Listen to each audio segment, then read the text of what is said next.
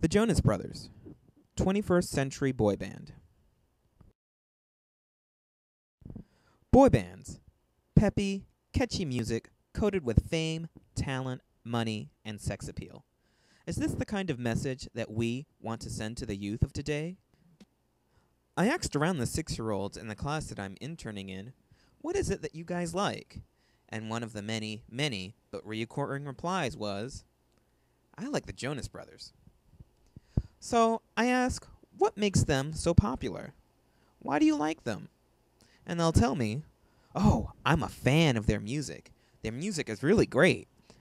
The Jonas Brothers are cool. They have fashion. They're friends with Hannah Montana. They have boyfriends and girlfriends. Boyfriends and girlfriends?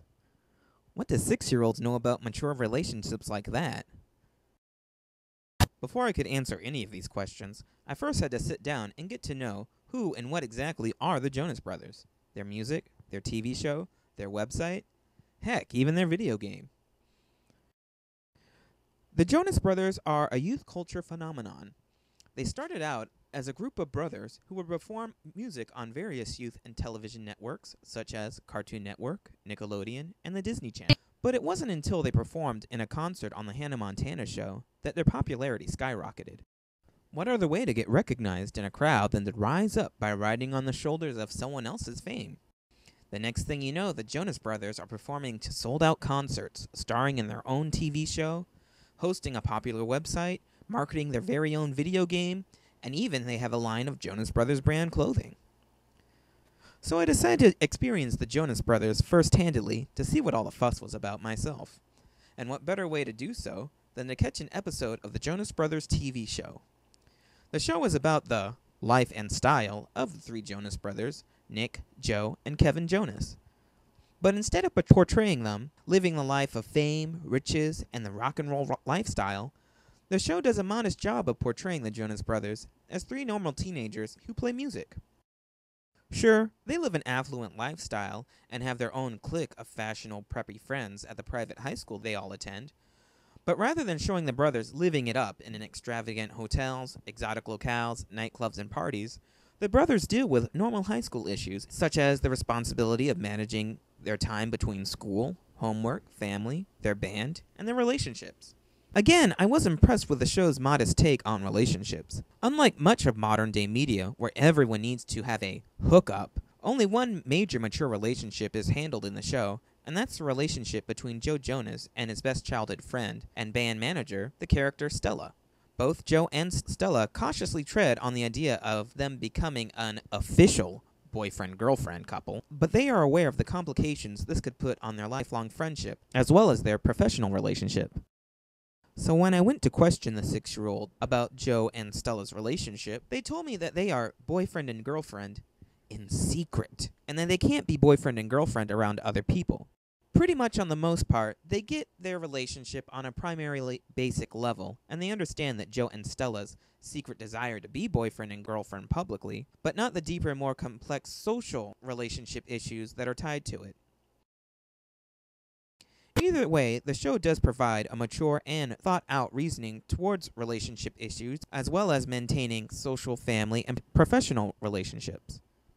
Kids who watch the show may not get the more deeper and complex issues being dealt with in the show, and they are mainly watching the show for the music, the fashion, the attitude, and the humor. It is pleasing to see that the show does take a humble approach to boy bands, and showing the Jonas Brothers in a respectable light, almost as if role models for the youth, and not just simply having the Jonas Brothers being another boy band about peppy music, fame, talent, money, and sex appeal. One would be led to think that a show about teenage life would appeal to teenage youths. However, that is not the case with the Jonas Brothers. When browsing social networking sites, such as Twitter, Facebook, and YouTube, I find a shocking amount of disdain and dislike of the Jonas Brothers from the 12 to 18-year-old crowd, particularly teenage males. Most of the dislike of the Jonas Brothers comes from, it appears to be, jealousy of their fame, talent, and status. This does not seem to be the case with younger audiences, however, in the 4 to 10-year-old range. who view the Jonas Brothers' fame, talent, and status as something to look up to and to aspire to. It's almost as if the Jonas Brothers are a role model for this age group. And even though the Jonas Brothers primarily feature an all-Caucasian cast in an affluent setting, young viewers of all races and from a range of economic backgrounds enjoy the Jonas Brothers. So, how does this all relate to the classroom? Well, seeing as the Jonas Brothers' popularity stems from their talents as rock and roll superstars, why not integrate music into the classroom? And not just the music, but the fame and excitement of rock and roll culture. We've all heard of using music to help students learn. Well, why not try breaking your classroom into different study bands, where each group can come up with their own style, name, and music to study by, such as History Dust, Indecent Biology, or Algebra of the Ambient Youth. This also relates to using different communication strategies in the classroom. Like using music in the classroom for learning, we can build upon the whole rock and roll classroom personalities by having each rock and roll group take their study habits a step further and incorporating other media within their study habits, such as posting quick lyrical study notes on Twitter or demoing their new pre-test study guide single on YouTube. This right here is a little song I wrote for the young people of Australia. With some effort from both the teacher and the students, integrating youth culture into the classroom can be more beneficial to the learning experience. It can open up new and ever-changing and ever-evolving ways as we teachers approach the field of education. The Yolngu are a native tribe indigenous of Arnhem Land, northern region, Australia. Crystal beaches, platinum sand, makers of the spirit toads and painted animals on long Yolngu dreams and spirit guides, koalas, lizards, wild dogs. Yeah.